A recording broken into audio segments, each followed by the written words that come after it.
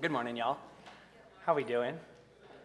I'm Travis. I'm our youth pastor. If you're new here, welcome. I get to stand in the pulpit this morning and replace Jeff, who is tough shoes to fill, but he is off at one of his really cool Jeff things that he does. Patty called it a think tank. I don't exactly know what that means. I just have this image of Jeff with a lot of smart people just dropping wisdom to them, and I don't exactly know what they're thinking about, but I imagine it's a lot of really cool things. And what's sweet about Jeff when he comes back from these things is he normally comes back with fresh ideas and fresh energy, which ends up blessing all of us. So eager to welcome him home, but praying that he has a great time. He tasked me this morning to step in. We've been moving through the book of Acts, and we're going to take a quick pause on Acts this morning and in some ways re-enter into the wilderness, which is this motif, this idea of what Lent is really about. So if we're about 3 weeks into Lent, we have about 4 weeks until Easter. So if you, I don't know how you're coming into this place, if you maybe gave something up for Lent or if you had an intentional beginning to Lent, I'm curious, how is it maybe going for you? Maybe this morning you take some time to pause and reflect and check in. How do I feel halfway through Lent? How is whatever it is that I gave up, how is that working, or how am I experiencing God in that? And maybe you didn't have time, or maybe you kind of missed Ash Wednesday this year, and you haven't really had an opportunity to engage with Lent. And good news, maybe this morning, something might come up for you that you can engage with and invite God into. And so that's my hope. That's our intention this morning, is we're going to kind of shine a little light on what Lent is and why it can be such an impactful time for us. All right, I'm going to begin with, actually on our Ash Wednesday service, I read this Lenten prayer from Henry Nouwen, who I just love. And I read it that morning and was so moved. The first time I had read it was here in the pulpit, and I remember as I was reading it, I was getting emotional, and I just felt something come through me. And I've continued to read it every morning since, and I thought it would be kind of a cool way for us to start the morning, because I love how honest this prayer is.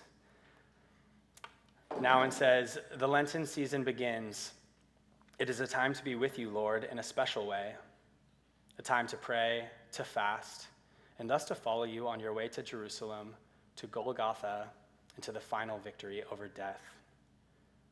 I am still so divided. I truly want to follow you, but I also want to follow my own desires and lend an ear to the voices that speak about prestige, success, pleasure, power, and influence. Help me to become deaf to these voices and more attentive to your voice, which calls me to choose the narrow road to life. I know that Lent is going to be very hard for me. The choice for your way has to be made every moment of my life. I have to choose thoughts that are your thoughts, words that are your words, and actions that are your actions. There are not times or places without choices, and I know how deeply I resist choosing you. Please, Lord, be with me at every moment and in every place. Give me the strength and the courage to live this season faithfully, so that when Easter comes, I will be able to taste with joy the new life that you have prepared for me. Amen." Amen. I don't know about you guys, I just love how honest that prayer is. This is coming from a saint and a mystic in Henry Nouwen, and he is saying, how deeply I resist choosing you, God. It's honest, it's real. And it's an interesting way to approach the wilderness and to approach Lent. Where in your life might you be resisting where God is trying to lead you? And I'm going to begin this morning with a question and give you guys a little bit of space to just think about it for a moment internally. When was the last time that you felt truly alive? When was the last time you felt alive? Not just happy, not just entertained or having fun, but alive. Fully yourself, present, engaged, vibrating at a frequency where you are completely present and open and aware and connected to all things around you and within you. I asked this question this week to a workout class that I teach, and then also to our men's group that meets on Thursdays. And I was so struck by the variety of answers I heard and received. And across all of the very different answers I got, there was one similar pattern to each of them, if I could share that with you all. each answer required some element of discomfort. Something about the last time a person felt alive was they were in an area that stretched them, something was difficult, challenged them, maybe in some ways brought them right at the edge of their capacity. Not one person answered and said when I was scrolling on my phone, or sitting on the couch, or taking a Zoom call. And it's just worth thinking about, and it's something I've been thinking about since I've heard this quote. St. Irenaeus, a 2nd century saint, who was sort of known for defending orthodoxy, said this. He said, "The glory of God is the human being fully alive." The glory of God is the human being fully alive, present, engaged, aware, connected. I love this because it's saying the glory of God is not perfect behavior, or church attendance, or Bible knowledge, or getting it right every single time. Those things aren't bad in of themselves, but God is glorified when we are alive fully.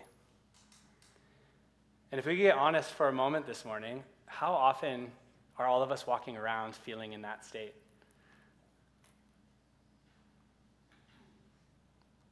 I think the problem in some ways is we live in a world that is so comfortable. It allows most of us to be distracted. We're the most distracted that any generation has been throughout history. Sometimes I feel like I get the sense like everyone's like slightly walking and operating in autopilot. So much comfort that we almost have the freedom to check out at times. Does anybody else feel that? Well, before Lent began, this was kind of the space that I was living in. December and January were just kind of hard months for me. I would call it depressed, or spiritually dry, a bit numb, kind of going through the motions. And let me be clear, it wasn't because I wasn't doing anything valuable. It was honestly because I was doing too much all of the time. Like operating at peak intensity, like any gap or any space within my schedule or within my day needed to be filled in order to feel something. It was like at every moment I was constantly filling space and filling gaps so that I could feel alive. I was doing, and before I knew it, all of a sudden everything started to feel kind of numb. Like I couldn't even really sense the difference of what was happening within my life. It was all kind of the same. And then I turned to the gospel stories, and what happens typically when you start reading about the life of Jesus and really engaging with it and truly trusting and wanting to follow it, you'll learn that he was doing things that if we follow him, it'll honestly open some things up for us or maybe make life a little different for us. And I think that's what he's intending to do. So when I read the Gospels and I start reading that all throughout the stories, it says Jesus would be in the middle of something important and then he would go retreat into solitude. Like, he had a pretty important mission, like much more important than mine. Right? He had a lot going on. And even in the midst of teaching and healing and being with people, he would say, all right, guys, I need to go away and be with the Father. I need to go reconnect with him and who I am. He constantly retreats to solitude. Seems like a foreign concept, I think, in our modern world. And so I realized when I was in this place, I said, okay, Lent is coming. I think I need to take a trip. I think I need to go retreat to some solitude. And I've shared here from the pulpit a couple of times how influential travel has been in my life, in particular solo travel. Going to a foreign place in the world by myself with kind of a loose itinerary and having to figure it out for a week or two has been deeply healing and revealing for my soul. Now, I know solo travel is not for everyone. My parents think I'm kind of crazy. In fact, so much so, it worries my mom so much that I didn't even tell them. So I went to Costa Rica 2 weeks ago, and while I was sitting in the airport at LAX, I called my folks just before boarding and said, hey guys, by the way, I'm going to Costa Rica, I'm not gonna have cell service for about 8 days, love you, I'll see you in 8 days. So all the moms in the room were like, I didn't want to worry my mom, but the point was, I need to go on a trip, I need to go on a journey, I need to go enter into the wilderness. Why? For me, this is not escapism. For me, when I'm alone in a new place, everything awakens. a heightened sense of awareness to my surroundings, a heightened sense of my vulnerability. In those places, completely alone, I am reminded of my total dependence on God. When I travel alone, I am constantly in prayer, like in every moment. Like, God, should I go talk to this person? Should I make this decision? Should I book this hotel? God, I trust you. And in that dependence, I'm so blown away that every time his provision is right there with me. Why don't I do that in everyday life? But while solo traveling, while I'm out of my comfort zone, the most clear thing that I learn every time when I engage in this is it's a rediscovery of identity. Who am I really? Let me explain what I mean by that. And I want you to maybe think for yourself, what are some of the titles that you hold? What are some of the things that maybe people say you are? So for me, I'm a youth pastor here at this church. I'm a strength coach. I'm a hockey player. I'm a brother, a son, a friend. These are some of the titles that I hold. And in some ways feel like I have to uphold. I feel like this is who I am. And yet when I travel to a foreign country where nobody knows me, nobody knows any of that. They just know who I am in that moment. And when I'm in that place, I get to rediscover who am I really underneath all of that? Who has God made me to be? Who has God made you to be? Who are you really? Maybe that's exactly what Lent is meant to do. To wake us up, to help us remember. Carl Jung once said, "The world will ask who you are, and if you do not know, the world will tell you." The world will ask who you are, and if you don't know, the world will tell you. So maybe it's important to do some of the work to try to rediscover who you are.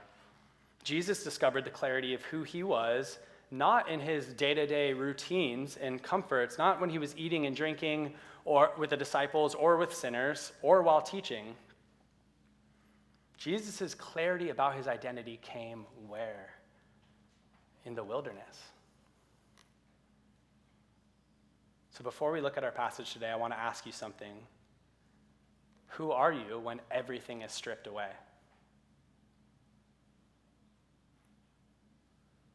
Because it's in moments like this, filled with discomfort, that the real wilderness begins. And that's exactly where the Spirit leads Jesus into. So let's look to our text this morning as we unpack this together. We're going to stay in Matthew 4. There's Bibles in the pew if you want to open up. Otherwise, it will be up on the screen. And we're just going to read these first 11 verses in Matthew. I'm going to kind of take it a little bit at a time here. If you want to follow along, Matthew 4, verse 1.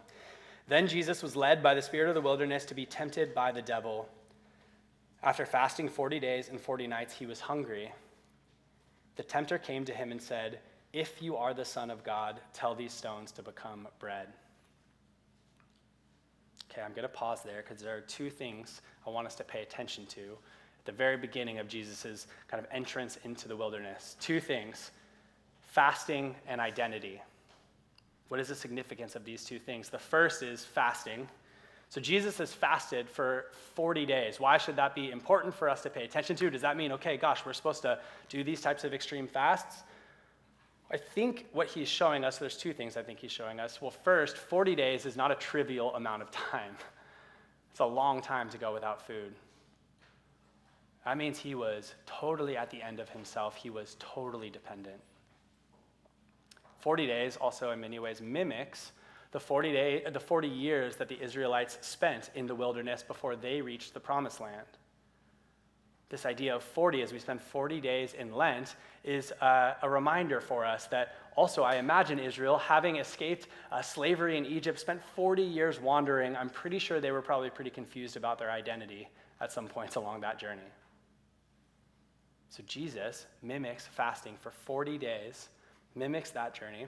And one thing we learn about fasting, if you've spent any time fasting, I don't know if anyone has fasted before. It's something our church has been doing before our worship gatherings, 24-hour fast together at a church. And if you've engaged in that, you'll learn that there's a certain heightened sensitivity that occurs when you fast.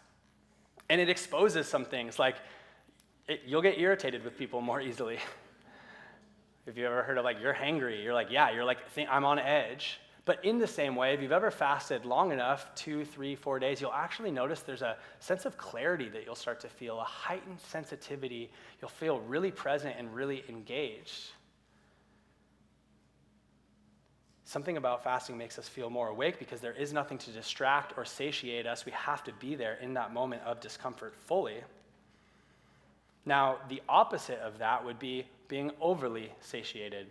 And I think some of us know this feeling. What's that feeling like after Thanksgiving dinner? You feel like you can go do a lot after that? Probably not. You're overly satiated. You've just consumed a lot, and all of a sudden, like they call it a food coma for a reason. You're like, I can't do anything. I'm tired. I don't really feel sensitive to life. I just want to sleep. So this parallel is that, okay, so fasting might be in some ways this thing that really awakens me and opens me up to what is happening. So Jesus has fasted. That's the first thing. The second thing is Jesus' identity comes before his testing. The verse just before this, God says, "This is my beloved son." God says his identity is, he is mine. I love him. He is my beloved son. And then notice the first thing the tempter says to Jesus. If you are the Son of God. This is the type of language we see all throughout Scripture with Satan, is this kind of cunning way of questioning and making you doubt what you know to be true. Jesus knows his identity as the Son of God, and the first thing the tempter says is, if you are the Son of God, which means, I think, the question in the wilderness is always going to be, who are you? Who are you really? Underneath everything, underneath the personality you project, underneath the success that you have externally. Not who people say you are or what's on your LinkedIn profile or on your business card. And one way you can begin to know who you really are, to really begin to understand who you are, is to start to understand, what do you turn to when you are uncomfortable? It's in those moments, that space where you feel like, oh, I can't really be in this right now. I need to distract myself or do something. That's usually a place where you can really learn something about yourself. Let me provide some examples. That moment where it's hard to just kind of exist with what's happening in reality, so you pull out your phone in order to go somewhere else mentally. Maybe it's the extra, you just keep taking trips to the kitchen for food, or numbing out with entertainment, or with validation from others, or productivity. Now, don't get me wrong, these are all necessary parts of life. I understand that these are parts of ways of being, but at the same time, how often are we turning these things in order to avoid the real question of, I'm uncomfortable right now. What do I do with this? And in some ways, Lent is intentionally resisting those areas of comfort where we check out and we let discomfort reveal us. The task then, for deeper inner knowing, for spiritual growth, is to sit in that tension. At the gym, we call it time under tension. So for anyone in here who likes strength training or working out or doing really any physical type of challenge, you'll know that it's time under tension that creates adaptation. Essentially, you'll grab a weight with heavy load. The heavier it is, the more load there is, the longer you can keep that load under tension, doing repetitions. The more time under tension you have, the more adaptation it's going to create in your muscle. It's going to grow, it's going to expand, it's going to adapt. That's physically. Cognitively, the same thing happens. It's called neuroplasticity.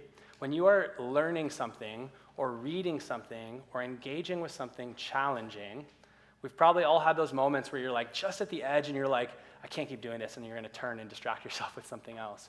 But if you stay long enough in that learning, it's there that your brain actually rewires neural pathways, that you begin to truly learn that material. Your brain grows, expands, adapts. This is how you actually can stay young and continue to learn and grow cognitively.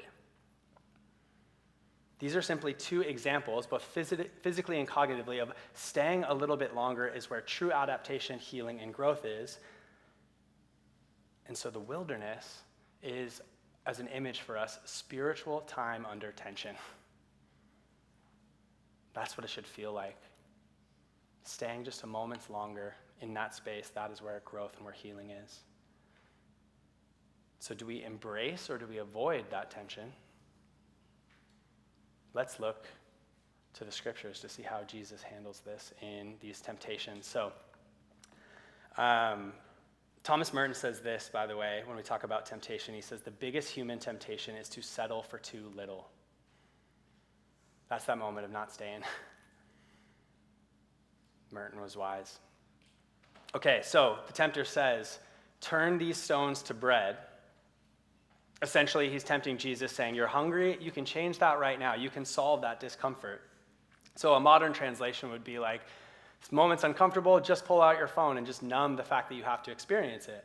Or fill the silence, or just do something to go escape this feeling. And then Jesus answers, man shall not live on bread alone, but on every word that comes from the mouth of God.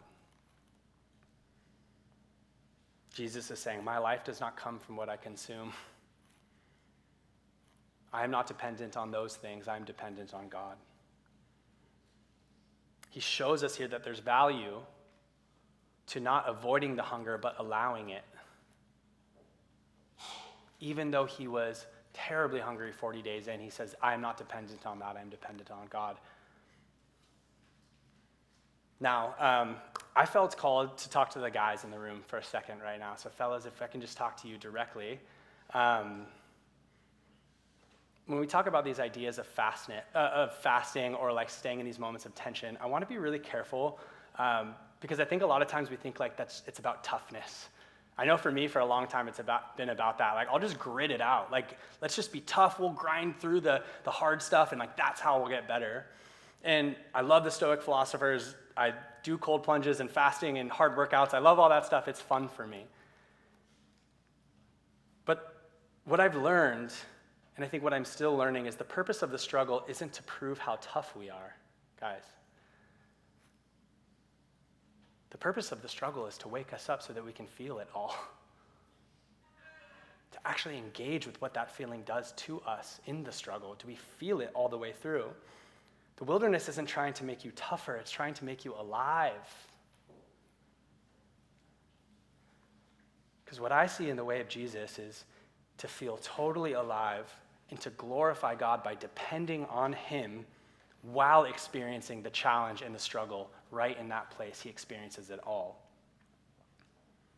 And it's right there in that place where the present temptation that we all feel is to just turn and consume instead, to take the bread, which for us would just be more information or more entertainment or more productivity.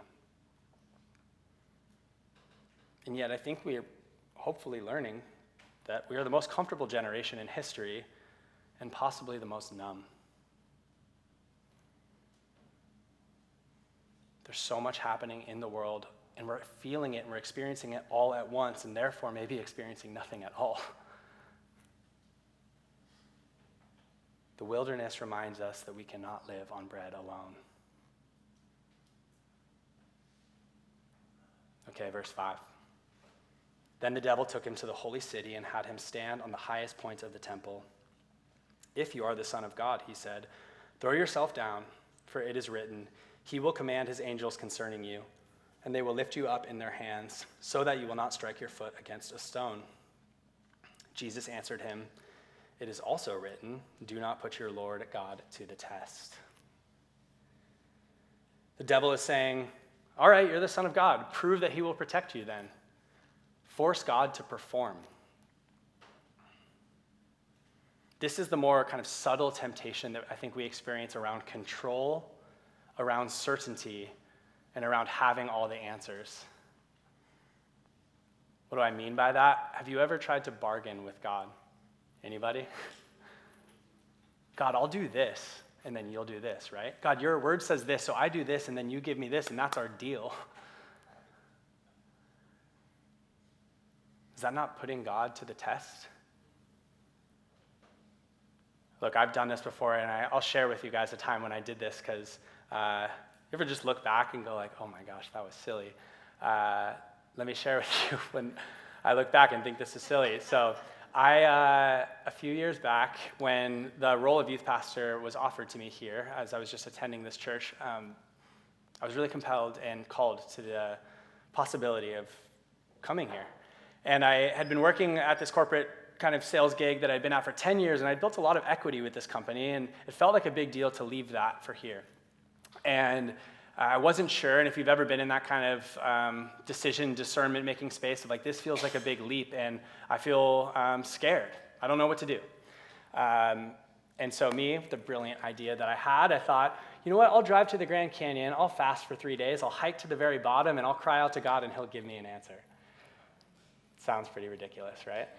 But that's where I was desperate. I was like, God, tell me what I should do. If you want me to be the youth pastor, just be clear with me. Give me the answer. I bargained with him. I thought if this is what he wants, then he would tell me. And so I hiked to the bottom of the Grand Canyon where I fasted, and I looked up and I cried out to God, and for 3 days I heard nothing but crickets. It was totally silent, and I hiked out of the canyon feeling disappointment and kind of annoyed, honestly. And I drove home that 8 hours, and on my drive, I just had no clarity over what my decision was going to be, but I did feel this. I didn't hear God audibly, but I felt him in my heart saying, do you trust me? Do you trust me? And in that moment, I had a very clear response was, yes, I do. And I have no idea which way to go, but I trust you. 2 days later, Steve Hester, chief of our elder board, called me and invited me to the elder board meeting that Thursday. And I wasn't really sure what it was about, but I was eager. And I showed up, and they laid out these blueprints, and he said, hey, we have this kind of crazy idea for this back house remodel project that we might do. I'm not sure if we can pull it off, but if we can, it'd allow you to move to Laguna. Would that change things? And immediately in that moment, there was my answer. It was yes. But only because 2 days before I decided first that I would trust. Trusting comes before the answer. You don't get the answer and then you trust. And so I learned that you don't bargain with God. You first say, God, I trust you, and then I'll take what you give me. I'm so grateful. The wilderness teaches us that God is not something we control. The wilderness finally wakes us up and helps us pay attention that he is in control. Okay, third and final temptation, verse 8. Again, the devil took him to a very high mountain and showed him all the kingdoms of the world and their splendor. All this I will give you, he said, if you bow down and worship me.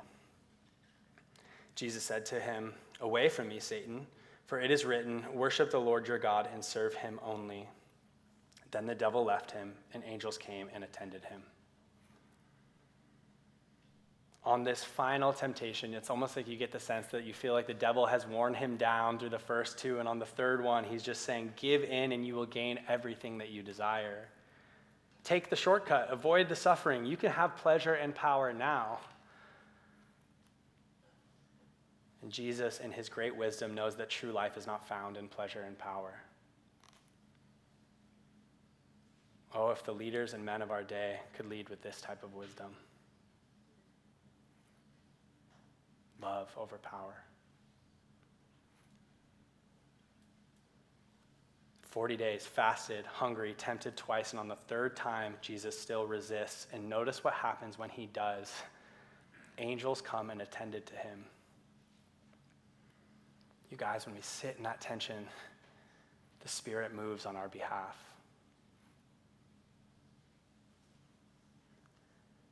So how do we stay in that place? How do we stay right there? Because it's hard. It's so hard. I want to offer us this morning 2 practices, maybe something we can engage with right here this morning, but maybe something that might continue with you for the rest of Lent. This first one is one that I call Be Still, and it's something I've done with the kids, with the youth several times, and it's been kind of like a healing exercise for me, and I would love to just include our whole congregation to actively participate in this together. So we're going to throw Psalm 46:10 up there. Let me briefly explain. So if you've been in church, you're probably familiar with this verse. Be still and know that I am God. I love this verse. I've always loved it. And I think in some ways, it used to be kind of like a Zen meditative verse for me, like, be still and know that I am God. It's really comforting. And then you read the rest of the psalm, or actually the beginning of the psalm, and you realize the context of this passage is before this, there are mountains collapsing, waters roaring, kingdoms raging, and nations at war. And in the midst of that, there is a be still and know that I am God. And this word, be still, in Hebrew, is this word rapa, that when it is used elsewhere in the Old Testament, it's really this idea of relaxing your grip, letting go. So it's not just this passive, just be still and sit. It's almost like a, hey, you can't change this. It's okay. Let it go. And I think Lent in some ways is this practice of letting go of whatever that thing is that is that you feel the need to control. And so I'd love to speak this out together and practice what that might even feel like as we share in that moment together as a congregation. So this is how it's going to look. We're going to read the passage all together, be still and know that I am God. And then I'm going to come right back around to the beginning, and we're going to read it once more. And this time, we're going to remove the last word, and then start from the beginning again. And we're going to keep going and remove a word each time until at the very end, we just get to the word be. So for example, it'll sound like this. Be still and know that I am God. Be still and know that I am. Be still and know that I, and then we go all the way through. So are you guys willing to do that with me? Can we all do that together? Awesome. So on the count of 3, let's start. 1, 2, 3. Be still and know that I am God. Be still and know that I am. Be still and know that I. Be still and know that. Be still and know. Be still and. Be still. Be. Be. How'd that feel? What I love about this practice is you see at each edge, as you remove a word, this can still exist. Be still and know that I, or be still and. There's still something there for us if we just continue to trust in the unfolding of the journey, if we be still in the midst of it.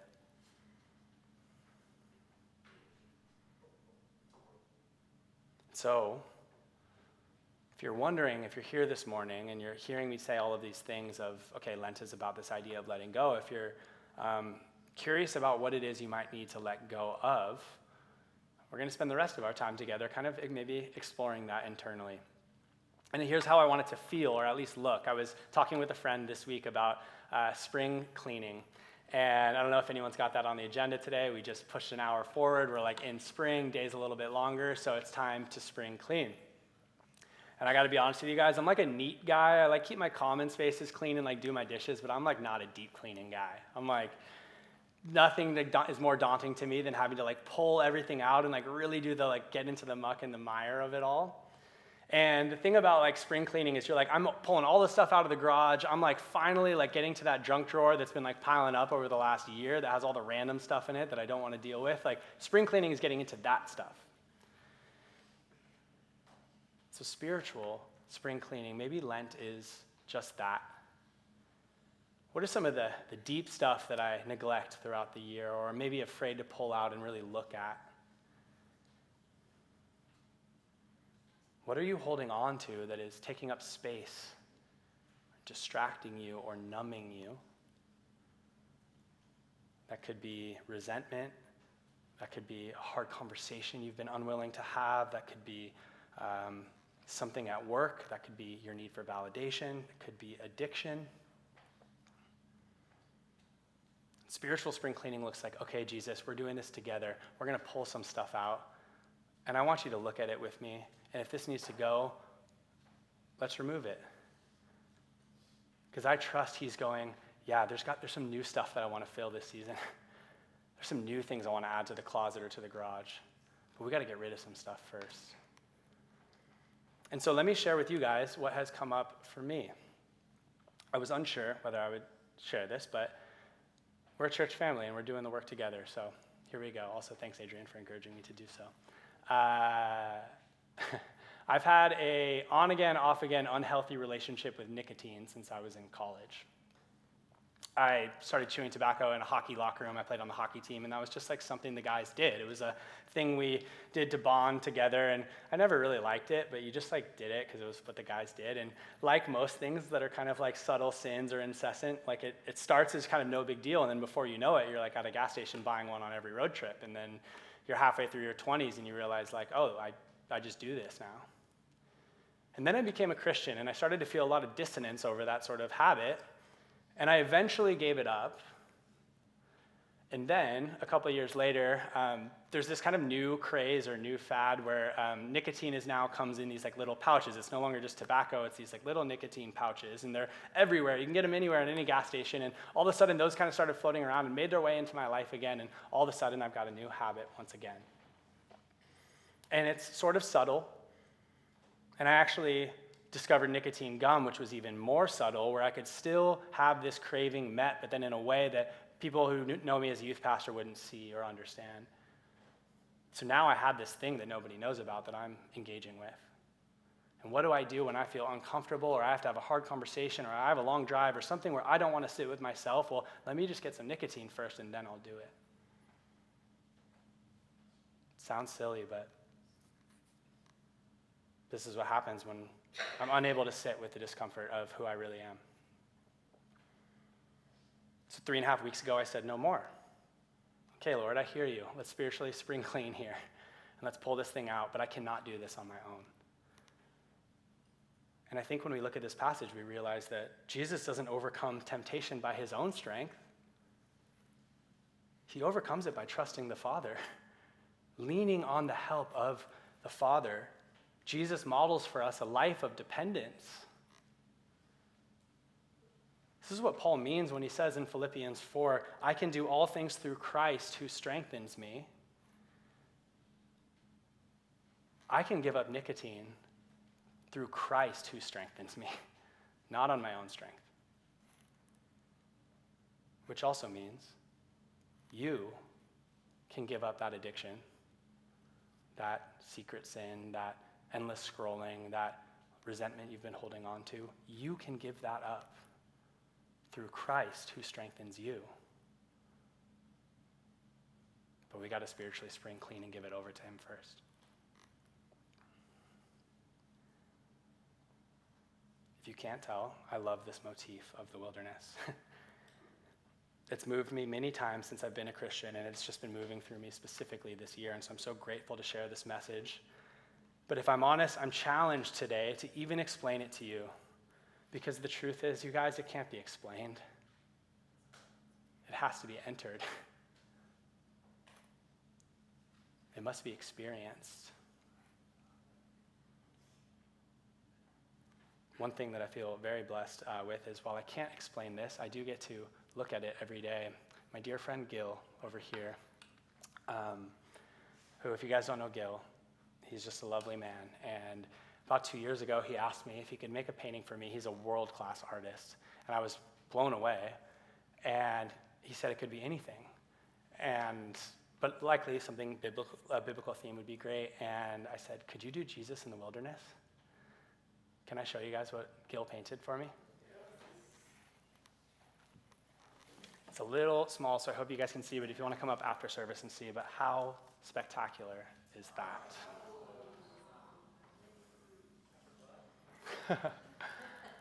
Well, I'll never forget it, Gil.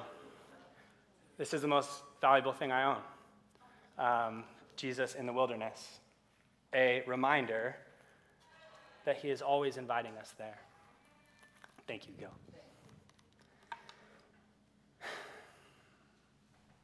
Okay, final thing for us this morning. Let's practice one more time then how we might actively experience the wilderness. Personally, for maybe the rest of Lent, this is a practice we can engage with right now, but it also might be something you can think about for the coming days, maybe the next 4 weeks, all the way up to Easter. I'm going to have these guys, Matt, if you could throw it up, the slide up. This is sort of what I have been doing, and I finally put words to kind of the experience I've been having these last 3 weeks that have been kind of profound for me. So it looks something like this. Where when you feel uncomfortable or where you feel kind of in tension or resistance of reality, of what you're currently facing, simply name it and say, this is the wilderness. Pause there and become aware of everything you are feeling. Next, trust.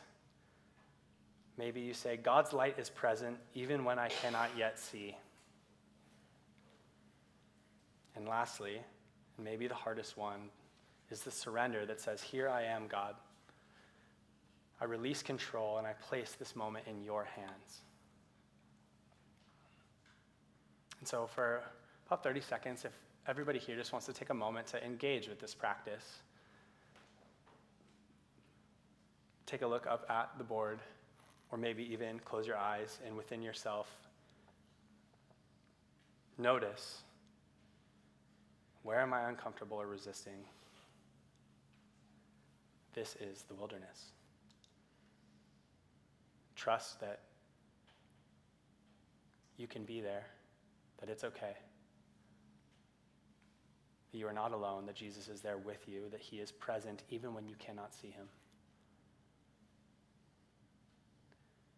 And simply surrender by saying, here I am, God. I release control and I place this moment in your hands.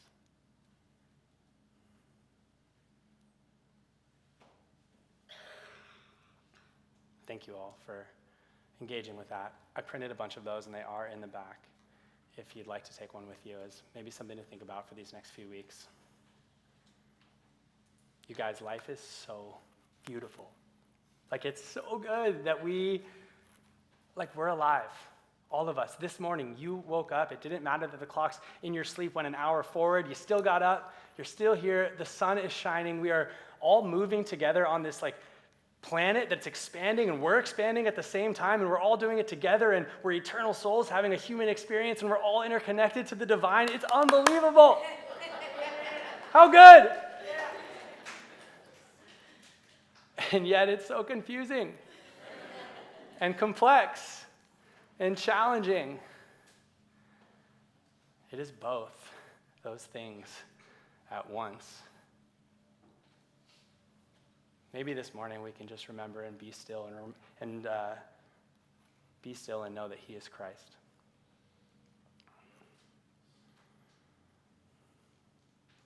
Before Jesus became a healing presence to others and the Savior of the world, he also stood alone in the wilderness, exposed, dependent, trusting the Father.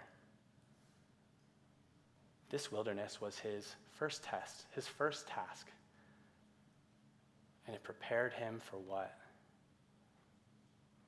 The most important task, the cross. Where, like in the wilderness, he had to become totally dependent, where he was fully exposed, and where he once again didn't turn away or take the easy route, but instead felt it all, experienced it all.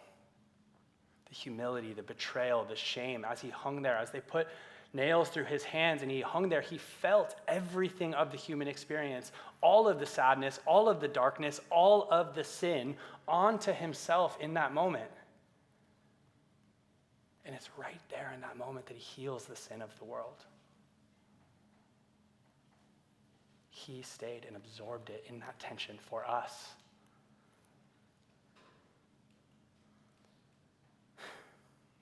Brokenness becomes beauty. The wilderness becomes paradise.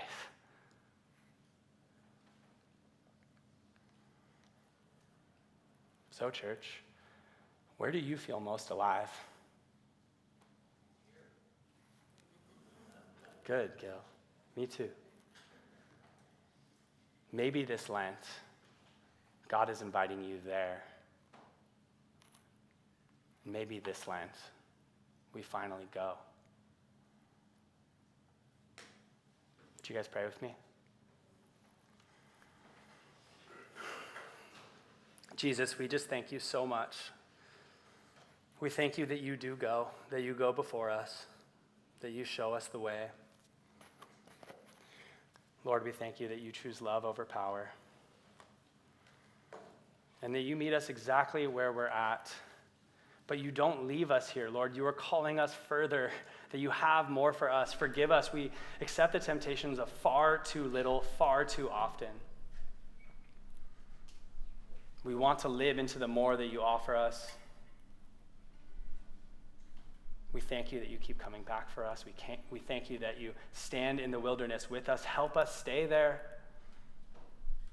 And I pray over anyone this morning, Lord, that feels something stirring up within them. I pray for whatever that thing is that they've been kind of keeping hidden or secret or holding on to or feeling shame about or feeling like tension over, Lord, would they just bring it to you? Can we stay a little bit longer and trust you and surrender to you? And we just ask, just like the angels attended to you, Lord, would you attend to us in that place? Give us the spiritual strength to face these things in our lives and free us from them, Lord. Do a deep work within us right here, right now. We have 4 weeks until Easter, Lord. I want to experience this freedom with this congregation, with these people as we move towards Easter. I want to celebrate your resurrection together on the top of a hill, looking over Laguna, knowing that we are doing the good work of following you into the wilderness as a church family. God, thank you for being here this morning. And I just pray over this worship right now that we would just take a moment to be still, be reminded that you are Christ, and just rest and receive your love. Amen.